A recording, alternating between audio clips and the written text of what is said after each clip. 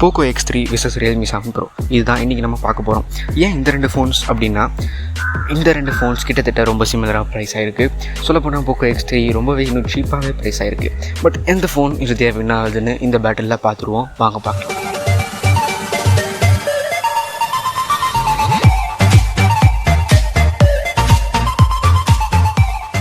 So first ப்ராசஸர்லேருந்தே ஆரம்பிப்போம். Processor wise பார்த்தா இங்கே ஸ்னாப்ட்ராகன் 720G கொடுத்துருக்காங்க Realme 7 Proவில். இதே Poco X3ல பார்த்தீங்கன்னா ஸ்னாப்ட்ராகன் 732G கொடுத்துருக்காங்க. ஸோ இன்டர்னல்ஸில் வரும்போது ப்ராசஸர் தான் எப்பவுமே ஃபர்ஸ்ட் இருக்கும். இங்கே பார்த்தீங்கன்னா 720G 732G. ஸோ பேரே சொல்லுது 720G ஒரு இன்ஃபீரியரான சிப்செட். பட் இருந்தாலும் எவ்வளோ இன்ஃபீரியர் அப்படின்னு பார்த்தீங்கன்னா ஒரு மூணு சிப்செட் இப்போ நான் கம்பேர் பண்ணுறேன், டீட்டெயிலாக பார்த்துக்கோங்க. ஸோ ஸ்னாப்ட்ராகன் 700 சீரீஸில் டாப் டேரில் இருக்கிற 3 சிப்செட்ஸ் தான் 720G 730G 732G. இதுக்கு மேலே 2 இருக்குது, பட் அதெல்லாம் ரொம்ப காஸ்ட்லி, அதை நம்ம பார்க்க வேண்டாம். 750Gயும் 765Gயும். ஸோ இப்போதைக்கு இது மூணுத்துக்கும் என்ன வித்தியாசம் பார்த்தீங்கன்னா, மூணுத்துலேயுமே அதாவது 720Gலேயும் 730Gலேயும் 732Gலேயும் ஒரே டைப் ஆஃப் ஒரே ஜிபியூ தான் கொடுத்துருக்காங்க. அதாவது Adreno 618. அந்த கிராஃபிக்ஸ் சம்மந்தப்பட்டது, கேமிங் சம்மந்தப்பட்டது, மூணு கிராஃபிக்ஸ் கார்டும் ஒரே இது தான். ஸோ இந்த 3 சிப்செட்டில் எந்த ஃபோனாக இருந்தாலும் ஒரே மாதிரி தான் கேம்ஸ் எல்லாம் ஹேண்டில் பண்ணும். ஸோ அதே மாதிரி CPU பார்த்திங்கன்னா 720 பேருக்கு ஏற்ற மாதிரி இருக்குங்க.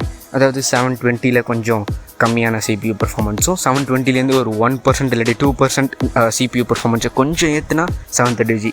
அதேமாதிரி 730Gலேருந்து ஒரு 2% CPU பர்ஃபார்மன்ஸ் ரொம்ப மினிமல் தான், கொஞ்சம் ஏற்றுனா 732G.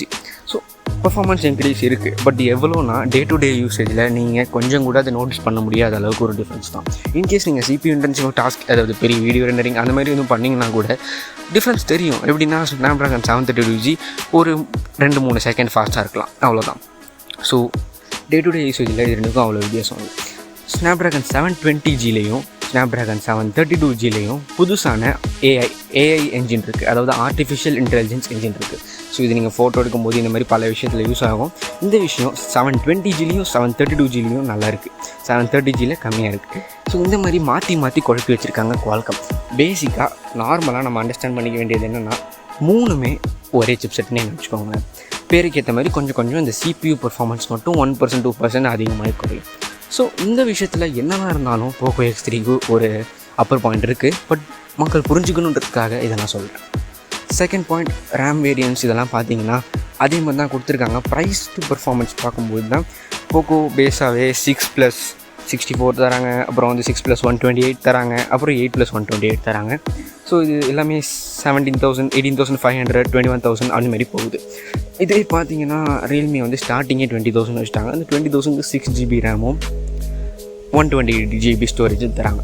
ஸோ ஸ்டோரேஜ் வேரியண்ட்டில் ப்ரைஸ் டு பர்ஃபார்மன்ஸ் இங்கேயும் Poco தான் ஜெயிக்குது. அதே ரேம் வேரியண்ட்டை இன்னும் கொஞ்சம் பெட்டரான ப்ராசஸரோட கம்மியான ப்ரைஸ்க்கு Poco எடுத்துகிட்டு வந்திருக்காங்க. ஸோ இந்த விஷயத்தினால Pocoக்கு தான் இன்டர்னல்ஸில் பாயிண்ட். ஸோ Pocoக்கு இங்கே நம்ம ஒரு பாயிண்ட் கொடுத்துடலாம். நெக்ஸ்ட் இப்போ நம்ம டிஸ்பிளேக்கு போவோம். டிஸ்பிளே இது கொஞ்சம் பிசாரான விஷயம். முன்னாடியே சொன்ன மாதிரி எது யாருக்கு பிடிக்குன்றதை பொறுத்து இருக்குது, ரெண்டுமே வேறு இது தான். ஸோ இப்போ Realme 7 Proவில் என்ன கொடுத்துருக்காங்கன்னா, ஒரு AMOLED டிஸ்பிளே, ஒரு 6.4 inch AMOLED display, 60 Hz refresh ரேட்டோட கொடுத்துருக்காங்க. ஸோ இதில் கொடுத்துருக்க AMOLED டிஸ்பிளேவும் ரொம்ப ஒரு குவாலிட்டியான தரமான ஒரு AMOLED டிஸ்பிளே, ஃப்ளாக்ஷிப் லெவல் நீங்கள் எக்ஸ்பீரியன்ஸ் பண்ணலாம் அப்படின்ற மாதிரி தான் சொல்லியிருக்காங்க. அப்படி மாதிரி தான் யூஸ் பண்ணவங்க நிறையா பேர் சொல்லியிருக்காங்க. ஸோ இது ஒரு பக்கம். இதே Poco X3 பார்த்தீங்கன்னா ஒரு 6.67 inch ரொம்ப பெருசு, IPS LCD டிஸ்பிளே, ஆனால் 120 Hz ரெஃப்ரெஷ் ரேட். ஸோ சிம்பிளாக சொல்லணுன்னா Realme 7 Proவோட டிஸ்பிளே பார்த்தீங்கன்னா செம்ம கலர்ஃபுல்லாக இருக்கும். கலர்ஸ் எல்லாம் செம்ம அக்யூரேட்டாக இருக்கும். அதாவது இன்கேஸ் நீங்கள் ரொம்ப நிறையா படங்கள்லாம் பார்ப்பீங்க, அந்த மாதிரி நிறையா வீடியோஸ் பார்ப்பீங்க அப்படின்னா கலர்ஸ் எல்லாம் செம்ம ரியலாக இருக்கும், பயங்கரமாக இருக்கும். அதே மாதிரி பிளாக்குன்ற அந்த கலர் பார்க்க பிளாக் மாதிரி இருக்கும், பக்காவாக இருக்கும். இதே ஒரு LCD ஸ்க்ரீன், எக்ஸாம்பிளுக்கு நம்ம Poco X3 எடுத்துக்கலாம். ஸோ இதெல்லாம் வந்து கலர் மோசமாக ஒன்றும் இருக்காது, பட் நல்லா தான் இருக்கும். பட் AMOLED டிஸ்பிளே அளவுக்கு இருக்காது. கலர்ஸ் கொஞ்சம் AMOLED டிஸ்பிளே விட கொஞ்சம் கம்மியாக இருக்கும். பிளாக் பார்க்க ஏதோ டார்க் ப்ளூ மாதிரி இருக்கும். இந்த மாதிரி சில விஷயங்கள் இருக்குது. ஆனால் இங்கே வெறும் LCD டிஸ்பிளே கொடுத்துருந்தா நம்ம குறை சொல்லியிருந்துருக்கலாம். பட் இந்த LCD டிஸ்பிளே, அதாவது Poco X3ல உள்ள இந்த LCD டிஸ்பிளேக்கு ரெஃப்ரெஷ் ரேட் 120 Hz கொடுத்துருக்காங்க. இதுக்கு என்ன இதுனா ஒரு நொடிக்கு 120 ஃப்ரேம்ஸ் ஜென்ரேட் பண்ணும். ஸோ நீங்கள் ஃபோனில் டே டு டே யூஸ் பண்ணும்போதோ இல்லாட்டி கேம் பண்ணும்போதோ செம்ம ஸ்மூத்தாக இருக்கும். எங்கேயுமே இந்த எக்ஸாம்பிள் சொல்லணுன்னா இப்போ உங்கள் கையில் இருக்க ஃபோன், அதாவது நீங்கள் இப்போ வச்சுருந்தது ஒரு நார்மல் 60 ஹெர்ட்ஸ் ஃபோனாக இருந்தால் நீங்கள் சும்மா ஏதாச்சும் படிக்கிற விஷயத்தையோ இல்லாட்டி உங்கள் ஆப் ட்ராயரை எழுத்து விட்டு வேகமாக ஸ்வைப் பண்ணிங்கன்னா எல்லா ஆப்பும் பிஞ்சு போகிற மாதிரி தெரியும். எதையுமே உங்களால் ஒரு ஃபோக்கஸாக பார்க்க முடியாது. ஸோ இந்த பிஞ்சு போகிற தன்மை குறைஞ்சி எல்லாமே ரொம்ப ஸ்மூத்தாக போகிற மாதிரி இருக்கும். ஸோ இது டே டு டே யூஸில் செம்மையாக இருக்கும். அதை எக்ஸ்பீரியன்ஸ் பண்ணி பார்த்தா உங்களுக்கு புரியும், சொல்கிறதுக்கு அவ்வளோ நல்லா வராது.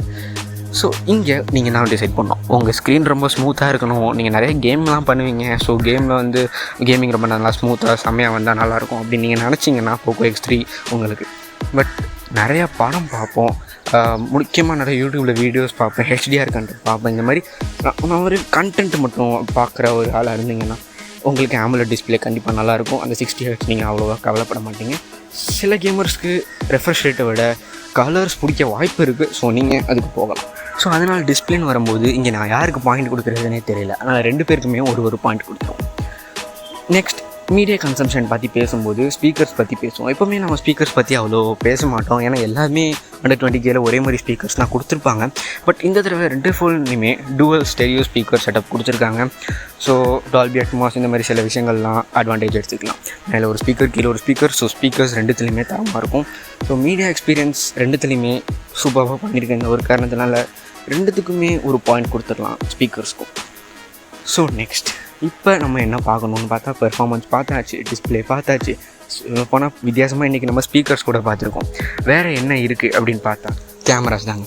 கேமராஸ் சொல்ல போனால் எக்ஸாக்டாக சேம் தான், பட் இங்கே போக்கோக்கு கொஞ்சம் எக்ஸ்ட்ரா இருக்கும்னு நான் நினைக்கிறேன். ஏன்னு இப்போ பார்ப்போம். ரெண்டுமே ஒரே ப்ரைமரி 64 MP சோனி சென்சாரோடு தான் வருது. சோனி IMX682 சென்சாரோடு வருது. ஸோ ப்ரைமரி சென்சார் 2 ஃபோன்லையுமே தரமாக தான் இருக்கும். ஸ்டாக் கேமராவாக இருக்கட்டும் எல்லாமே ரொம்பவே சிமிலராக தான் இருக்கும். ஃபோட்டோஸ் வந்து உங்களுக்கு அவ்வளோ டிஃப்ரென்ஸே தெரியாது. நீங்கள் நார்மலாக ஃபோட்டோ எடுக்கும்போது ரெண்டுமே எக்ஸாக்ட் சேம் தான் இருக்கும். ஸோ நெக்ஸ்ட் சென்சார் போனோம்னா அல்ட்ரா வைட் ஆங்கிள் இருக்குது. இங்கே ஒரு வித்தியாசம் இருக்குது. Realme 7 Proவில் ஒரு 8 MP அல்ட்ரா வைட் ஆங்கிள் கொடுத்துருந்தாங்க. ஸோ நல்லா தான் ஃபோட்டோ எடுக்கும். பட் Poco X3ல ஒரு 13 MP அல்ட்ரா வைட். ஸோ இது ஒரு ஆட் ஆன். அல்ட்ரா வைடே அப்பப்போ தான் நம்ம யூஸ் பண்ணுறோம். அதுவே இன்னும் நல்லா டீட்டெயில்டாக நல்லா இருந்தால் இன்னும் நல்லா தானே இருக்கும். ஸோ அதனால் Poco X3 கேமராவில் இங்கே ஒரு லீட் எடுக்குது. அடுத்த 2 சென்சாரும் 2 ஃபோன்லேயுமே குப்பா தாங்க. ஒரு 2 MP டெப்த் சென்சார், ஒரு 2 MP மேக்ரோ சென்சார். இது 2 பற்றி கவலையே படாதீங்க. இது 2 இருக்கிறதும் இல்லாதது ஒன்று தான். இங்கே தான் நான் Realme 7 Proவை பற்றி ஒன்று சொல்லணும்னு நினைக்கிறேன். போன ஜென்ரேஷன் Realme 6 Proலேயே இந்த 2 தேவையில்லாத சென்சாரில் ஒன்று தூக்கிட்டு ஒரு டெலிஃபோட்டோ சென்சார், அதாவது ஜூம் பண்ணுறதுக்கு உதவுற சென்சார் கொடுத்துருந்தாங்க. அட்லீஸ்ட் அதை இங்கே கொடுத்துருந்தா இங்கே Realmeக்கு ஒரு லீட் எடுத்துருக்கலாம். பட் அதை கொடுக்காத காரணத்தினால இங்கே நமக்கு போக்கோவில் ஒரு வைட் ஆங்கிள் இவ்வளோ ஹை ரெசல்யூஷனாக இருக்கிறதுனால, ரொம்பலாம் ஹை இல்லை, இருக்கிறத விட ஹை, அதாவது 13 MP கொடுத்துருக்கிறதுனால பேக் கேமராஸ்க்கு போக்கோ தான். இப்போ நம்ம ஃப்ரண்ட்டையும் பார்த்துட்டு வெர்டிக்ட் சொல்லுவோம். ஃப்ரண்ட் கேமராஸ் படி பார்த்தா இது ஒரு டைன்னு சொல்லுவாங்க. ஏன்னா போக்கோவில் அவங்க ஷாமி பல வருஷமாக யூஸ் பண்ணிகிட்ருக்காங்க. அவங்களோட ஒரு 20 MP செல்ஃபி ஷூட்டர் கொடுத்துருக்காங்க. இங்கே Realme அதே மாதிரி அவங்க பல டிவைஸ்க்கு பல வருஷமாக யூஸ் பண்ணிகிட்ருக்க ஒரு சோனி IMX471 உள்ள 16 MP சென்சார் கொடுத்துருக்காங்க. ரெண்டுமே தரமாக தான் ஃபோட்டோ எடுக்கும். ஸோ இங்கே செல்ஃபி கேமராஸ் நான் ஒரு டைன்னு தான் சொல்லுவேன். ஸோ ஓவரால் கேமராஸில் போக்கோவில் பெட்டர் அல்ட்ரா வைட் இருக்கிறதுனால போக்கோக்கு இங்கே ஒரு பாயிண்ட் கொடுப்போம். ஸோ இப்போ நம்ம அடுத்து பார்க்க போகிறது என்னென்னு பார்த்தீங்கன்னா பேட்டரி அண்ட் சார்ஜிங். ஸோ இங்கே நீங்கள் தான் டிசைன் பண்ணணும். ஏன்னா இப்போ நம்ம வந்து பேட்டரி சார்ஜிங் ரெண்டுமே சொல்லிடுறேன். ஏன்னா Poco X3ல 6000 mAh பேட்டரி இருக்குது. ஸோ செம்ம பெருசு. ஸோ 120 Hz இதெல்லாம் போட்டிருந்தீங்கன்னா 1 டே தாங்கும், இல்லாட்டி உங்களுக்கு அடுத்த நாள் காலைல வரைக்கும் கூட வரும். ஸோ பேட்டரி பக்கா. இதே வந்து Realme 7 Proவில் ஒரு சாதாரண 4500 mAh பேட்டரி. ஸோ இது அது எதுவும் ஹை ரிஃப்ரெஷ் ரேட்லாம் எதுவும் இல்லை. அதுவும் ஒரு AMOLED டிஸ்பிளே பொதுவாகவே பேட்டரி கம்மியாக தான் கன்சியூம் பண்ணோம்.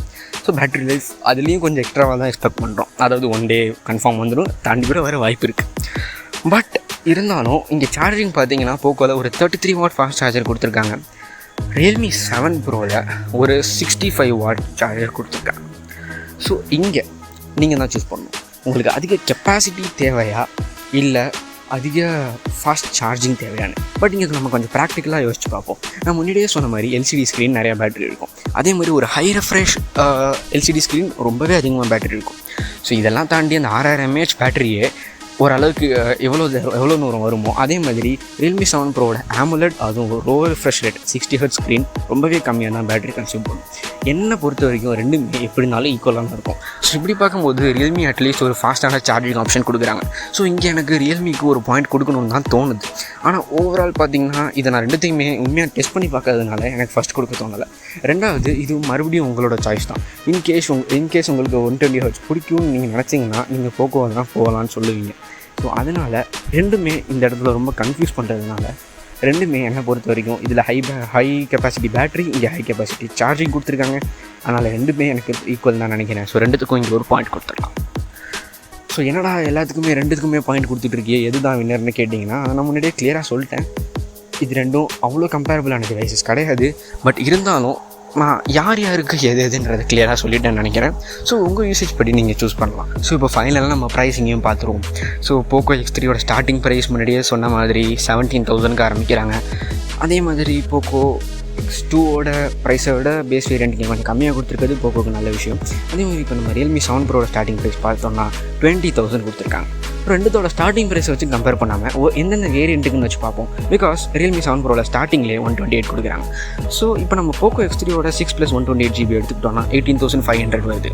அப்போ கூட போக்கோ தான் வின்னரிங்க. ஏன்னா 18,500 vs 20,000. ஸோ உங்களுக்கு அப்போ கூட 2,000 பார்க்கும் குறையுது, 1,500 குறையுது.